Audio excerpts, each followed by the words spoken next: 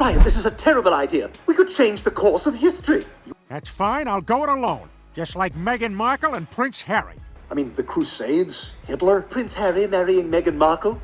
Again?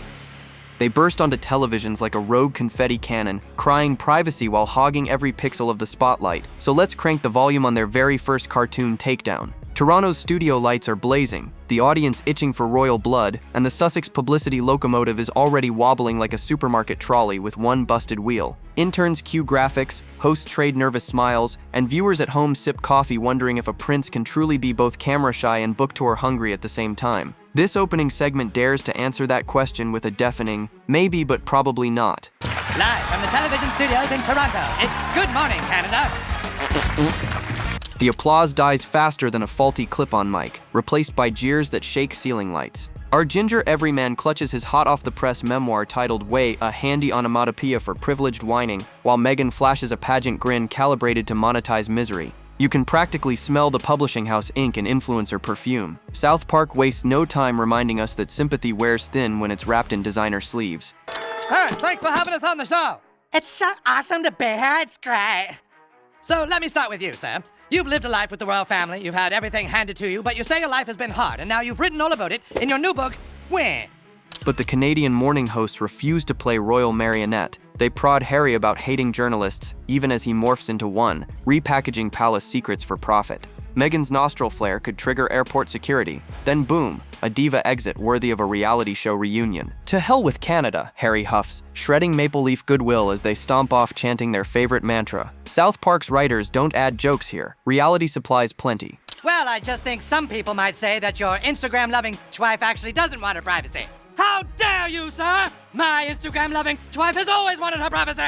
And you know what else? To hell with Canada, we are leaving! Cue the mariachi-flavored worldwide privacy tour anthem. Suaphones blare, banners flap, and the couple marches like circus mascots screaming "We want privacy" at every bystander, dog, and parking meter. The irony is so thick you could spread it on toast. Buckingham guards halfway across the Atlantic probably felt the seismic cringe.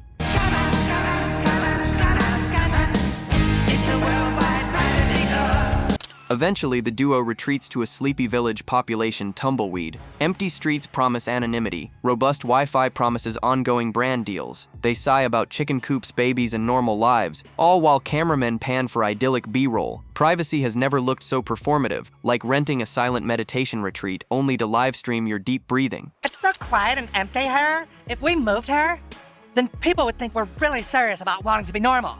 So ends our opening salvo, a duet demanding silence while hiring a brass band to play them off. South Park served the amuse-bouche, each bite seasoned with eye-rolling irony. But don't wipe your mouth yet. Another animated heavyweight is backstage sharpening joke knives sharp enough to frizz even Harry's ginger curls. Buckle up, the sitcom scalpel slice is next. They thought South Park's musical roast was brutal? Family Guy cranks the snark dial past maximum and tosses another log onto the controversy bonfire. The cold open finds Harry insisting he will go it alone, a declaration as believable as a toddler promising to pay rent. Quahog's skyline flickers behind him, while the red arrow of satire points straight at a prince who still thinks private jets are just bigger taxis with complimentary caviar. That's fine, I'll go it alone. Just like Meghan Markle and Prince Harry. Moments later, a weary accountant waddles in dragging burlap sacks stuffed with Netflix cash. "Sir, your millions for no one knows what." He deadpans before shoving the loot onto an overflowing pile. The stack towers so high it brushes cartoon rafters, a fluorescent monument to creative vagueness. Family Guy's point is crystal clear, a streaming giant forked over a fortune, yet even Hollywood cannot explain why. Sir, your millions from Netflix for no one knows what. Put it with the rest of them.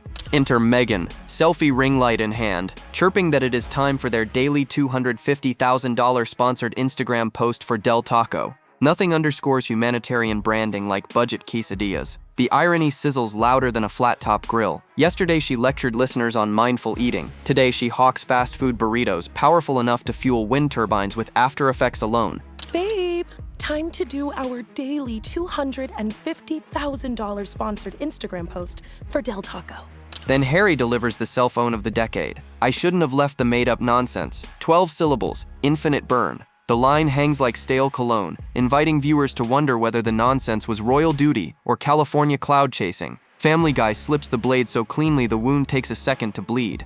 I shouldn't have left the made-up nonsense. Finally, a later timeline gag lists history's worst calamities: the Crusades, Hitler, Prince Harry marrying Meghan Markle again. Boom, the wedding is framed as a do-over nobody asked for. Exaggeration is satire's currency, and here it's spent like a drunken sailor. Brian, this is a terrible idea. We could change the course of history. You always say that, but doesn't history pretty much suck? I mean, the Crusades, Hitler, Prince Harry marrying Meghan Markle. Again? Oh, like all of your wives are so much better.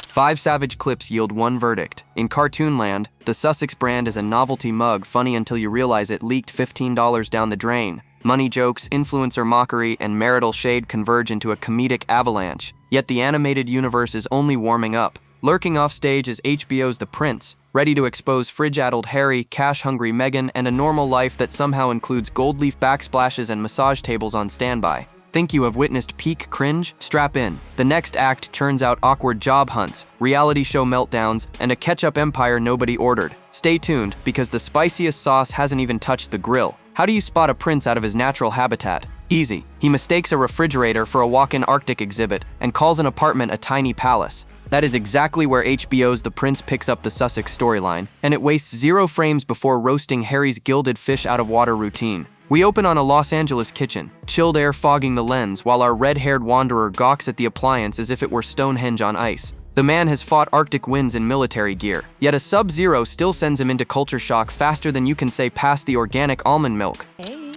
Did you know it's cold in there? Yeah, it's the refrigerator, Harry. Must be an American thing.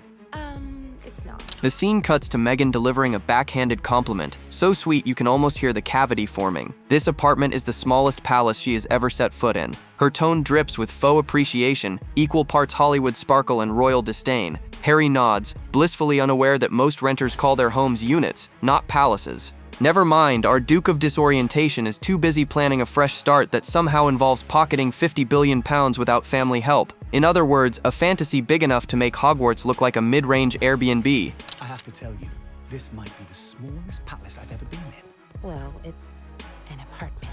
So. Yes, an apartment palace, I know that. But before Meghan can explain that streaming deals do not grow on Malibu palm trees, Harry unveils his grand plan. They will simply earn those billions themselves. The camera lingers on his hopeful smile the way a wildlife doc might examine a penguin convinced it can fly. The joke practically writes itself, because nothing screams self-made like trading a crown for a Netflix login. I think it's important we do this ourselves, Harry, and not live off your family. I agree. We'll just have to find a way to make £50 billion on our own. Fast forward to a painfully awkward morning in their palace apartment. Harry is standing bolt upright, limbs rigid as Buckingham sentries, claiming he is relaxing. Meghan's eyebrows shoot sky high because nothing about his posture says leisure. It screams high-stakes hostage video. His royal programming clearly forgot to update for California casual. Viewers are left wondering if someone should reboot him or simply spray him with coconut water and hope he unfreezes. Hey, what are you doing? Hanging out. You know, relaxing. Okay. Looks like you're standing kind of rigid and formal, not at all relaxed. Really? No. Opposite, actually. Later that day, household essentials call. Harry ventures to the grocery store, solo, innocent dairy mission, meet cartoon cruelty. Multiple shoppers bark milk, go to hell asshole, as they stride past. Harry's ginger optimism wilts like lettuce in the midday sun, yet he keeps asking, milk? Until a lone employee points him to aisle 1 with the pitying patience reserved for lost tourists. He concludes, wide-eyed, that the whole aisle is a refrigerator, proving once again that everyday life is the Sussex's toughest adversary. Excuse me. Milk? Fuck off. Right. Okay, Arby. Milk? Go to hell, asshole. Aw, cute baby. Thanks. Just when you think cartoon Harry can no longer collide with reality, he tries to pawn Meghan's engagement ring to help the working people, without realizing he and Meghan are allegedly those working people now. Her agent has just texted the worst possible news. The sitcom audition was canceled before she even found a parking spot. Cue eyes twitching harder than a TikTok dance fail, because Hollywood rejection stings twice as much when you already burned bridges back in Windsor. It is the animated equivalent of showing up late to your own surprise party, only to learn nobody remembered to invite you. I guess. What happened to your ring? I gave it to the working people. We're the working people. I'm sorry, I need a drink. With income streams drying faster than British humor in a Los Angeles heatwave, the duo's next bright idea involves Harry's first foray into retail therapy, literally. Inside a big box store, he wanders like a lost toddler searching for the Lego aisle. His job search, meanwhile, is still theoretical until Meghan reminds him, through clenched veneers, that money does not sprout from palm trees. Harry, ever optimistic, decides retail is beneath him. So how about the glamour of massaging strangers for spare change? But before oil meets epidermis, he must conquer a new battlefield: menswear.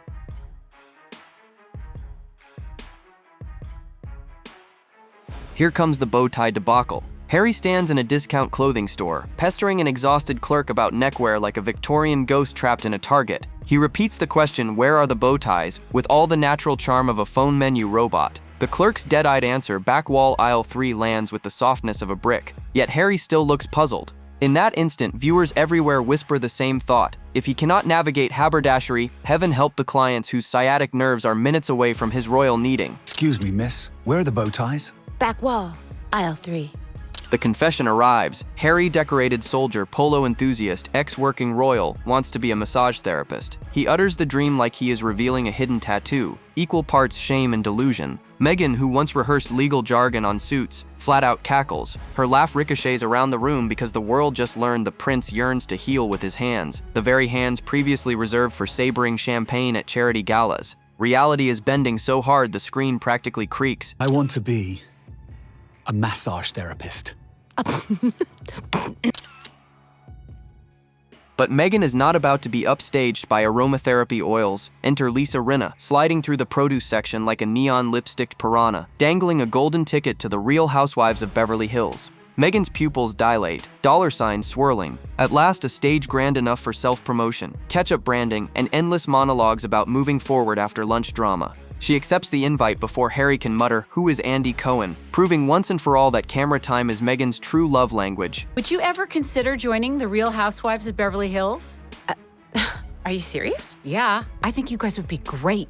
Cut to day 1 of filming, where Harry stands rigid behind the scenes again, this time holding a baby while cameras roll. Meghan whispers, "We have been filming," followed by a 4-letter royal expletive when she realizes her natural performance has been anything but. The glamour she craved now looks like a thrift store tiara, dented, sparkly, and several sizes too small. Yet in the wide shot, we glimpse Harry lugging a portable massage table into frame, eager for outcalls at Costco. Their dual hustles, she chasing reality TV relevance, he aiming for membership in the International Brotherhood of Deep Tissue Rubdowns, collide like two carnival rides stuck on the same track. They believe this chaotic combo will fund diapers, avocado toast, and privacy in equal measure. Spoiler alert, it will not. Up next, watch Buckingham Palace transform into a Housewives battleground, complete with booing guards, ticklish sentries, and Lisa Rinna sparring with the Queen herself. Grab your popcorn and maybe a stress ball, because the royal cringe crescendo has only just begun. Step aside glossy tabloids. Nothing captures raw chaos quite like Meghan snapping at a sweet Midwestern tourist who only wanted a memory photo. Cameras roll as Meghan, now self-anointed queen of reality television, snarls for the visitor to get out because, heaven forbid, unscripted kindness ruin the carefully choreographed venom. Harry hovers behind her, massage table still under one arm, clearly rethinking his Costco business model as Midwest innocence scurries off into the Los Angeles smog. Just follow my lead, Harry. I've been on TV for years, so I'm kind of a pro. Yes, the very famous show Suits. Yeah. Yet Meghan, ever the strategist, pivots from rage to charm in nanoseconds. Over mimosas, she proposes the ultimate group trip, flying her new Housewives besties straight into Buckingham Palace. The ladies squeal at the idea of free royal lodging and endless Instagram backdrops, unaware they are boarding a social Hindenburg fueled by centuries-old protocol and bottomless Prosecco. Meghan sells the idea with a grin so wide that even Harry raises an eyebrow, which is impressive considering his brows have barely moved since boot camp. I was thinking of maybe hosting a little group trip. We love a trip! What would you think about going to London to visit my in-laws? They have a ton of guest rooms. Cut to London's postcard grandeur, where red-coated guards embody centuries of stoic discipline, until Dorot's manicured fingers decide they look like life-size teddy bears. One ill-timed tickle later, a guard mutters a very unroyal F-off, triggering squeals that echo through the courtyard. Meghan clutches her pearls while Lisa Vanderpump waves a designer pole as if casting royal exorcisms. Harry mouths silent apologies to ancestors, wondering if massage oils can double as diplomatic salve. Let's see if we can make one smile. Fuck off. No way you get me. Oh shit, you smiled. News of the tickle trauma ricochets across breakfast programs faster than you can spell public relations disaster. That evening's talk show Hyron reads like a WrestleMania poster, Queen of England versus Queen of QVC.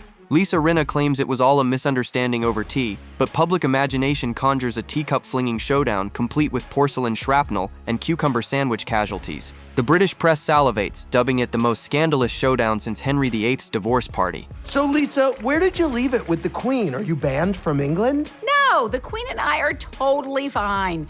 We talked it over and it was honestly just a misunderstanding. The fallout lands Meghan in the hot seat on live television, where she decides the wisest defense is offense, specifically calling out Dorrit for faking a British accent and ignoring centuries of tradition. The crowd boos, not because they love Dorrit, but because everyone smells desperation thicker than Buckingham's moat. Meghan's brand, once marketed as empathy incarnate, suddenly resembles an over-carbonated ketchup bottle. Shake it too hard and everyone gets splattered. And I just think if you're gonna pretend to have a British accent, maybe you can pretend to know the British customs too.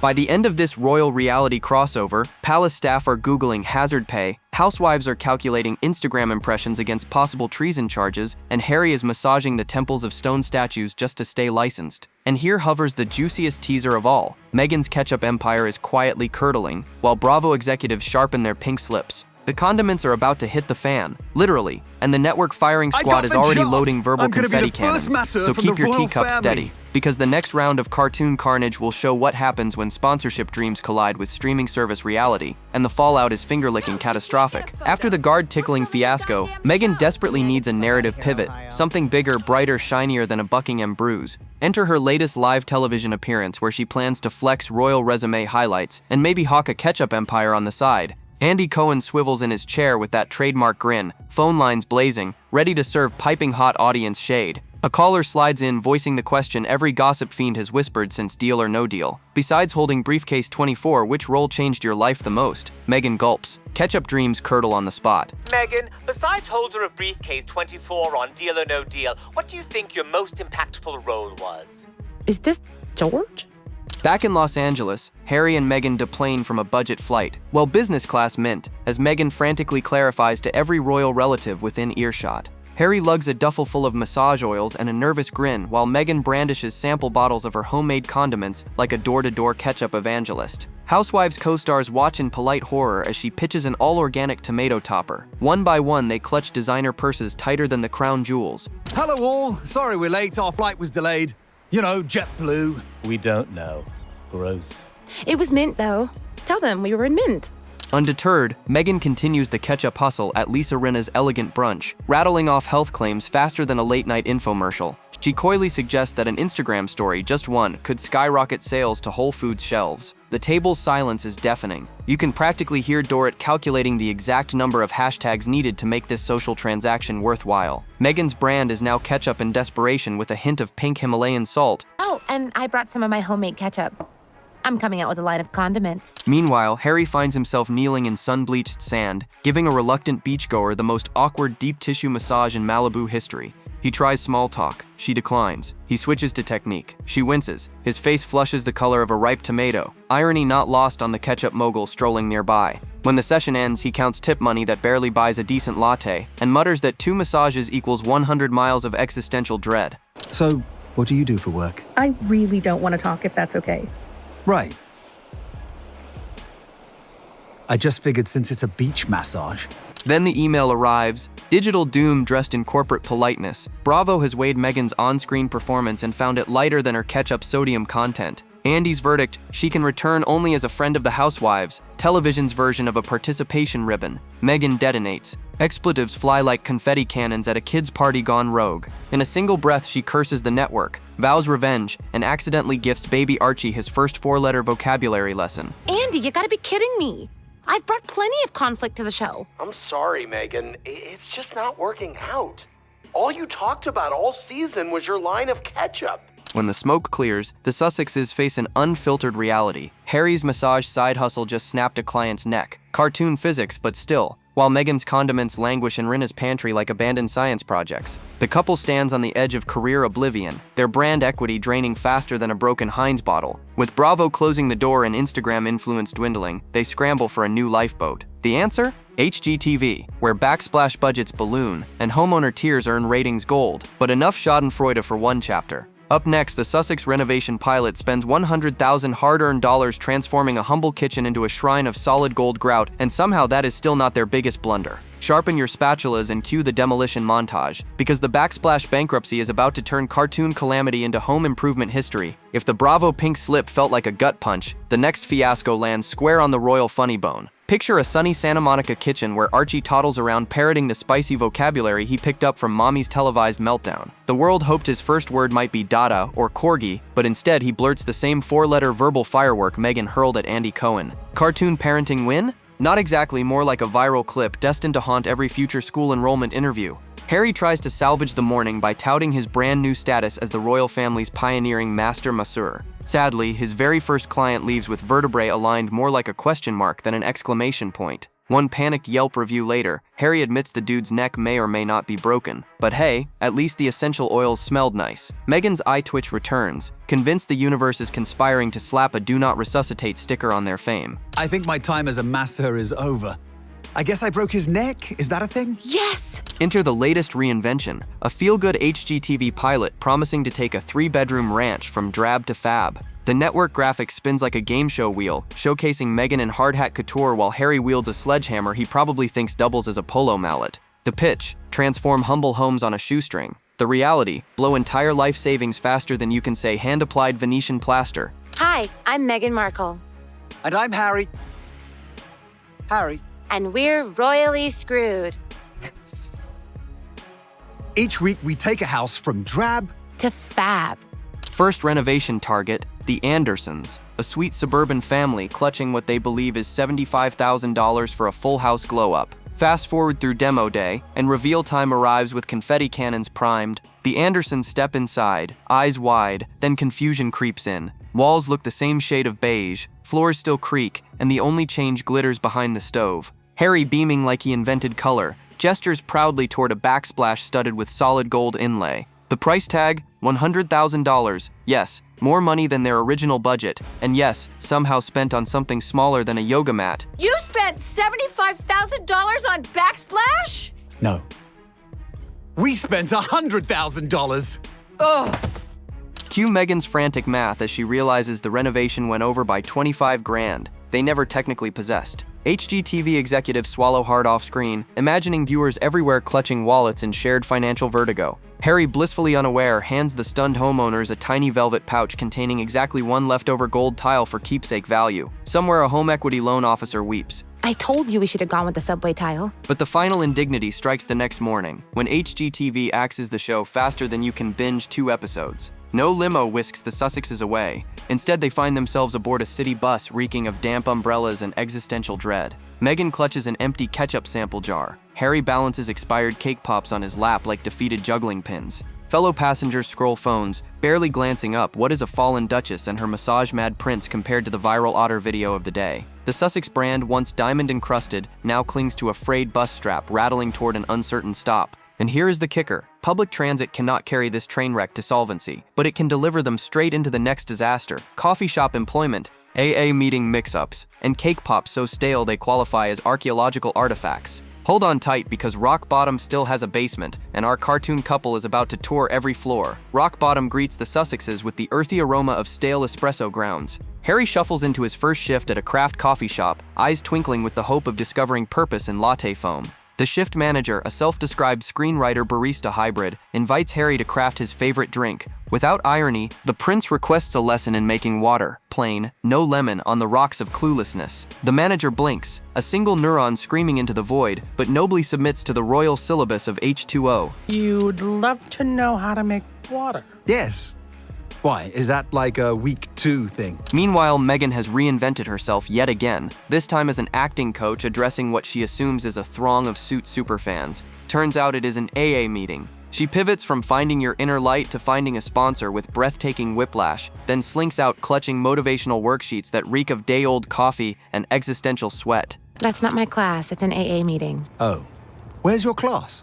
Right there. Night falls on their shared kitchen table, where cereal becomes the metaphor for everything wrong. Harry asks whether he is tasting chicken. Meghan deadpans that he is tasting cereal. No poultry, no royalty, just crunchy reminders that grocery budgets exist. His palate, still haunted by banquet menus, cannot accept a world where flakes of toasted grain do not come with caviar. The argument devolves into a sad dance of spoons clanking and egos bruising. What are we eating again? Cereal. Say again? Cereal. And am I tasting chicken? You're tasting fucking cereal. Bills stack like Jenga, wobbling under the weight of overdue stamps. Meghan confesses there is no suit's fortune hidden in offshore shells, only residual checks microscopic enough to require a microscope. Harry gulps another bite of existential cereal, realizing life's fiercest dragon is not the tabloid press but the electric bill. The couple lock eyes across the Formica battlefield, both silently calculating which possessions might fetch coin on Craigslist. Maybe it's time we dip into your fortune from Suits. There is no fortune from Suits. Dawn breaks with an unthinkable conclusion. They must crawl back to Buckingham, not for tiaras or processions, merely a roof, a warm meal, maybe a corgi or two for emotional support. Meghan groans at the optics, Harry mourns the short-lived dream of therapeutic touch. Yet desperation outweighs pride. They draft a sheepish message to the palace, requesting temporary exile from exile. Somewhere a royal aide sighs, flips open a dusty protocol manual titled Emergency Spare Storage, and orders fresh sheets for the pull-out sofa. We're gonna have to move back in with your family. At the curb, a city bus hisses, doors creaking open like fate itself. Harry boards with massage table in tow, Meghan with a box of expired cake pops procured as parting severance from the coffee shop. They settle into cracked vinyl seats, ignored by commuters streaming headlines about their own downfall. Privacy at last, but served cold and indifferent. In the window reflection, they glimpse two weary caricatures, once front-page fixtures, now footnotes in their own cautionary tale. Yet palace walls have memories longer than public favor, and the homecoming promises fresh awkwardness. Staff with unresolved trauma, Kate brandishing polite smiles like sharpened teacups, and George lurking with reality show improv dreams.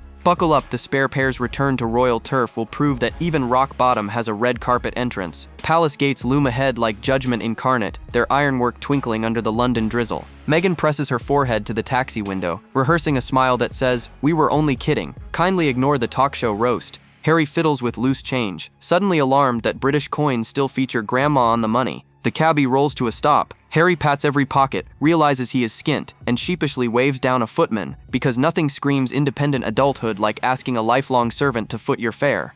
Do you mind paying the cab? Of course.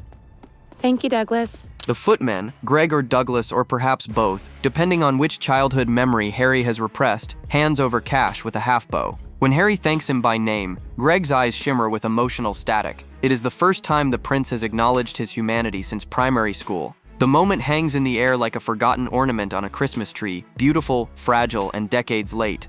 You know my name.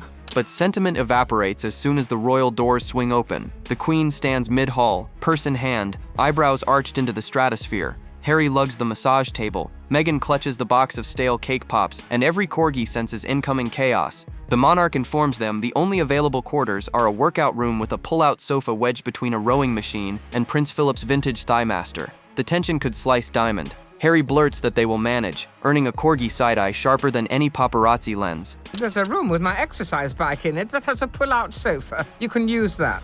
Evening descends and the entire family assembles for a charity theater performance in the Grand Salon. Meghan squeezes into a velvet seat next to Kate, feigning enthusiasm while scanning the audience for potential Condiment investors. Harry, meanwhile, recounts the legendary tale of buying milk in America. It is the 6th time this week, yet he tells it with newfound gravitas over, under, around, through, Mr. Bunny Rabbit approved. Meghan winces as if enduring amateur dental work. So nice to have you back in London, Meghan. I've missed our little lunches. We've never had lunch together, Kate. Intermission fatigue sets in, so the couple steps into a corridor for fresh air. They bump into college friends now stationed in London, still buzzing over the couple's sudden bus ride confession at a corner pub earlier that day. Harry had apparently narrated the entire recession chick saga, public transportation, classroom mishaps, coffee shop dismissal, with stand-up comic flair. Meghan praised those details never reached the tabloids, but her friends chuckle that they have already texted the group chat. Why are there so many people in our car? And why does it smell? It's not a car, Harry, it's a bus. And it's not ours, this is public transportation. Back inside, the play resumes, yet Meghan's focus drifts toward the future. She pictures arch-rival Kate casually inviting her to lunch, paparazzi flashes bathing them in manufactured sisterly glow. But will amiable optics translate into mortgage payments? Doubtful. Across the royal pews, aides whisper about Harry's upcoming public appearance, a gardening event at a local elementary where he will demonstrate watering cans. The palace has decided to rehabilitate his image one flower bed at a time. By curtain call, it is clear the Sussexes have traded Hollywood chaos for a courtly minefield. The staff still flinch when Harry walks by. Kate's tradition of lunch sounds suspiciously like diplomatic purgatory, and somewhere beyond the velvet drapes, Archie is teaching corgis brand new swear words. Richie Rich exile has become Groundhog Day with crowns. Yet before you toss confetti on their royal reintegration, one final meltdown waits in the wings, featuring digestive overshare, backsplash regrets, and the lingering stench of expired cake pops. The spare pair's comedy of errors will end not with a coronation, but with perhaps the most awkward breakfast conversation in palace history. Stay tuned because the final flush is imminent, and it smells suspiciously like ketchup gone sour. Morning light crawls across Buckingham's ancestral wallpaper while Meghan and Harry slump over a breakfast spread that would impress estate agents but somehow still feels like defeat on a silver platter. Meghan pokes a croissant as if expecting it to sprout rent money. Harry swirls tea in a monogrammed cup, contemplating the intimate mysteries of royal plumbing. With the corgis acting as furry sentries, silence stretches until Harry decides oversharing is the new black. Ooh, remind me to tell them the story about when I bought milk. I think you just told it. A footman pretending not to hear practically sprints from the room, and in the awkward vacuum, Meghan redirects conversation to safer nostalgia like the time HGTV sank their pilot on Impact. She sighs that maybe, just maybe, homeowners have a point about practicality over opulence. Harry shrugs, muttering that marble grout lines looked wizard. Meghan rolls her eyes so hard they threaten to contact HR. Across the table, the Queen's portrait seems to exhale resignation, as if even oil paint cannot bear another Sussex money pit. We couldn't get jobs and we ran out of money. We ate chicken out of bowls and rode in big cars full of smelly people to something called work. Attempting goodwill, Meghan reaches into her purse. Yes, the same designer satchel that once carried ketchup samples, and pulls out a sagging cardboard box. Inside sit the infamous cake pops, their frosting now a science experiment in pastel decay. She offers one to Harry with the kindness of a prisoner sharing rations. He hesitates, flashing back to Yelp reviews about broken vertebrae and wondering whether salmonella might finish what bad press began. I haven't pooped yet today. Just then, Kate glides in with diplomatic grace, bypassing the pastry carnage. She chirps about the lovely lunch tradition she and Meghan allegedly share, suggesting a future date in that melodic tone royals master at finishing cruelty with sugar. Meghan's smile freezes, thinner than phyllo dough, as she remembers that the last lunch invitation came via palace staff as a scheduling courtesy. Translation? Photo op in which conversation would be edited in post. Fuck. And that's his first word. Great. Harry glances at his wife, nostalgia flickering like a faulty palace chandelier. He murmurs about dreams once scented with lavender massage oil, about how he wanted to heal souls, fix knots, maybe change lives one deep tissue at a time. Until Bravo labeled his needing a public hazard, and the internet immortalized him as the Ginger Cairo nightmare. Meghan pats his hand, unsure if he needs sympathy or a cease and desist for future career ideas. It was so hard. But they did let me take some expired cake pops home. Want one? Corgis bark, a bell rings for mid-morning tea, and somewhere outside journalists prep headlines for royal return drips and condiment catastrophe. Meghan stares at the box of cake pops, Harry at a teacup, and both realize that no amount of palace polish can buff out the dents their animated doppelgangers hammered into public perception. They stand, straighten outfits, and march into the corridor. Two cartoon characters chasing a redemption arc no screenplay has yet greenlit. And that, dear viewers, wraps our grand animated roast. From a privacy parade to golden grout to a breakfast confession TMI enough to rattle royal china. Drop your thoughts below, like, subscribe, and stay tuned. The next video is waiting, and you won't believe what's coming next.